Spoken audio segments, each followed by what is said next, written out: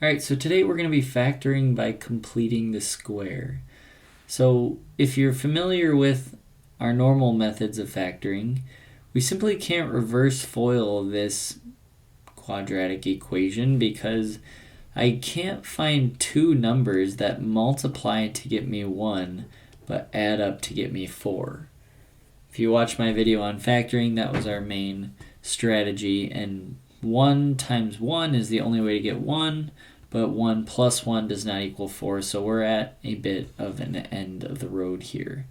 That is, unless we understand what completing the square is. So first and foremost, we need to understand what we say when we say the square. There are perfect squares in polynomials,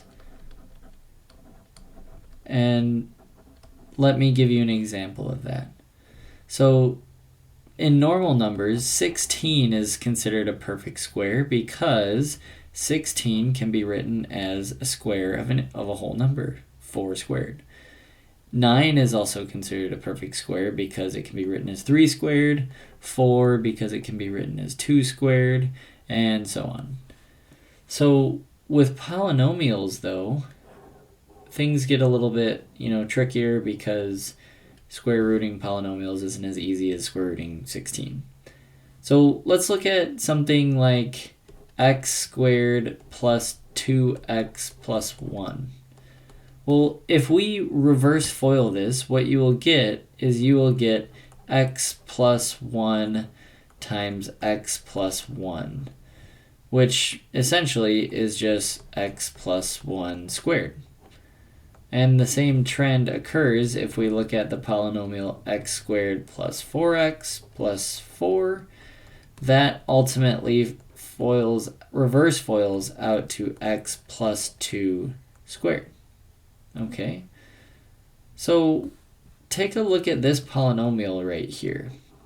This polynomial is a perfect square, and it's really similar to the polynomial that we have here. We notice that it starts off the same way. X squared, that's good. 4x, that's good. But this polynomial has plus 1 on it. So this is going to be an issue. Because this number, if it was just simply a 4, I could factor this by using my perfect square over here. I could just factor it into x plus 2 squared. Well, guess what? Why don't we just turn this 1 into a 4? So here's the question. What do I need to add to both sides of this equation to make this a perfect square? What number do I have to add to this polynomial? Well, if you know that the closest perfect square is x squared plus 4x plus 1 over here, then you know that I need to add 3 to this. I'm going to add 3 to both sides, because now if I add 3 to both sides, watch what happens.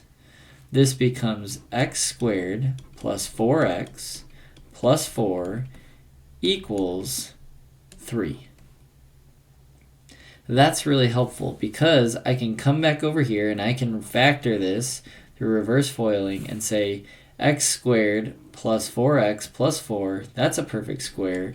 So I can factor it into x plus 2 squared equals 3. And now we can solve this. I'm going to change colors here. I'm going to go in black. And we can solve this now by taking the square root of both sides. So that means the square root and the square cancel each other out. So I have x plus 2 equals positive or negative square root of 3. And now if we just subtract 2 from both sides, I get x equals negative 2 plus or minus the square root of 3 as my answer. And so that is a successful factoring by completing the square. Hey guys, thanks for watching my video. I hope it helps. If you need to see another example to refine your skills a little more, feel free to check out this example right here. Also, if you like these videos and you'd like to know right when one is released, go ahead and click the subscribe button right over here. And thanks again.